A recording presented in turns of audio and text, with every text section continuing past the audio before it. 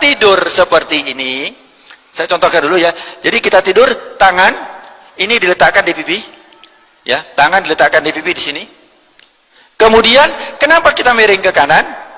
Nah, satu otak kita yang sebelah kiri itu berada di atas, sehingga tidak ditekan oleh otak yang sebelah kanan, sehingga dia lebih enteng nanti selama proses daripada tidur itu.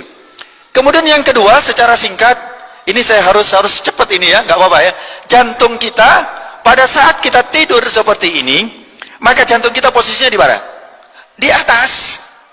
Karena tadi kan jantung tadi kan sebelah kiri. Jantung kita kan sebelah kiri. Terus kemudian kalau kita miring ke sana, maka jantung kita di bawah, paru-paru kita di atas. Sehingga di saat memompa, di saat paru-paru memompa untuk ekspirasi dan inspirasi, itu menekan daripada jantung. Kenapa? Karena dia berada di sini. Bisa dipahami? Nah, jantung pun dia memompa yang 70 kali per menit, itu juga terhambat. Kenapa? Karena ada yang membebani. Saya ulangi lagi, jantung yang berada di bawah, kalau dia memompa, apabila di atasnya ada beban yang juga memompa, maka jantung lebih berat untuk mensuplai daripada kebutuhan kita yang ada di seluruh ini. Sebaliknya, kalau berada di atas, ini paru-paru 1, 2, 3, ini jadi bantalan buat jantung, sehingga jantung mompanya lebih rileks, lebih mudah. Kemudian paru-paru juga. Nah, di saat tidur itu pernafasan kita turun. Tidak 16, 12, 14, ya tidak sampai 20. Turun. Kenapa? Karena ini tadi, subhanallah, Rasulullah ajarkan seperti ini, padahal Rasulullah tidak mengenal anatomi. Tetapi kenapa? Itu sangat istimewa. Di saat kita tidur seperti itu, bahwa paru-paru itu tidak menekan daripada jantung. Yang kedua, jantung kita ini setelah memompa, kemudian di situ ada namanya aorta.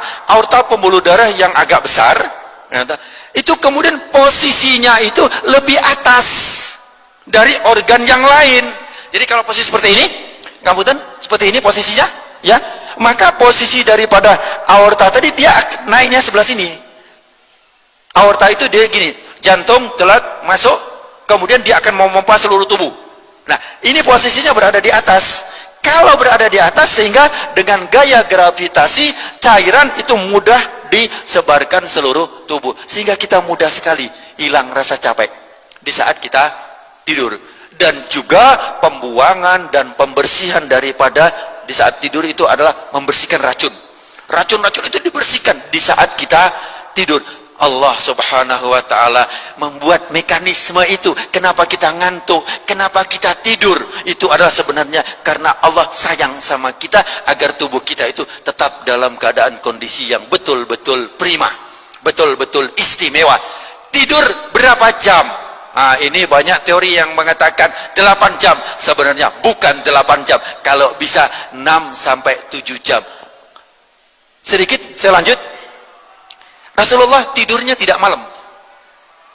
Ya, aja kira-kira jam 9 atau habis sisa sebentar. Ya, habis sisa sebentar. Beliau tidur, kemudian bangunnya bukan subuh. Bangunnya dia lebih cepat, sepertiga malam. Ini beliau bangun. Inilah yang dilakukan oleh Rasulullah sallallahu alaihi wasallam. Jadi kita sekarang digeser, maaf, banyak tayangan TV, banyak ini, itu bergeser tidurnya. Kalau enggak jam 11 tidur, akhirnya bangunnya ya azan subuh. Nah, itu. Jadi, nah, kenapa? Karena apabila sudah datangnya gelap, maka Allah berikan itu kesempatan kita untuk istirahat, untuk istirahatkan tubuh kita. Saya kembali sedikit. Jadi di saat kita seperti ini tadi, nah ini sedikit aja, kurang 2 menit. Di saat kita tidur ini, kaki kita jangan lurus. Kaki kita jangan lurus. Kenapa? Kalau lurus, otot ini akan ketarik. Jadi harus rileks, ditarik sedikit, agak ditekuk.